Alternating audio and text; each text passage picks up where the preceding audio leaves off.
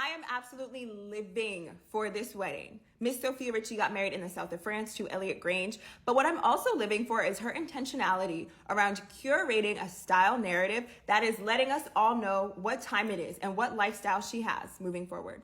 Now, these are her engagement photos. She's engaged to Elliot Grange, who is the son of Lucien Grange. And we might think of Lucien as like a music family, or the Granges as a music family, but it is Sir Lucien Grange and Lady Caroline. They were knighted, I believe, by the Queen of England. So obviously, Sophia is a daughter of Lionel Richie, but she is marrying into obviously an ultra high net worth family. And I couldn't help but think of other women of color who married into ultra high net worth or royalty adjacent or presidential families, such as our girl Jasmine Tooks, obviously Meghan Markle, and even Lauren Santo Domingo, who isn't a woman of color, but nonetheless married into this incredibly influential family in South America.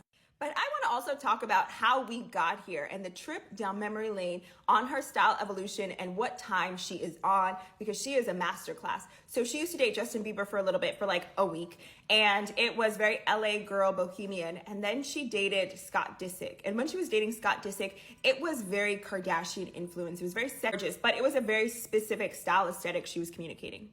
And then she started popping out with looks like this. And I remember thinking like, oh, this girl, she's up to something. It was very conservative. She was communicating wife and wealthy, and it was very different. It was a deviation from what she traditionally wore. And I'm about to show you why she is a master.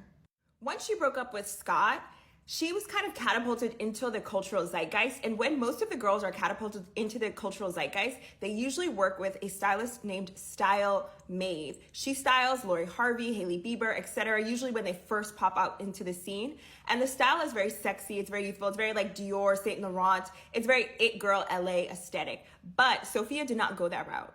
She instead worked with this stylist, and this stylist clearly has a relationship with Chanel because she styled Sophia in a very intentional way. It's almost always Chanel down to the socks.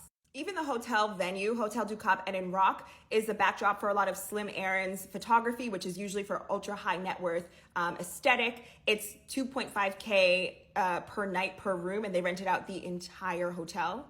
And Sophia was catching some flack around her dress. They said it was matronly. This is custom Chanel, which is incredible. But they said it was matronly, a little bit dated for her age.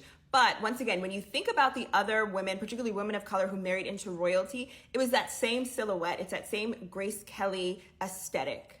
And the entire weekend seemed really effortless. Like, she didn't have a ton of paparazzi. She even wore this bag twice. The simplicity of her bridal breakfast. She's communicating this effortless wealth.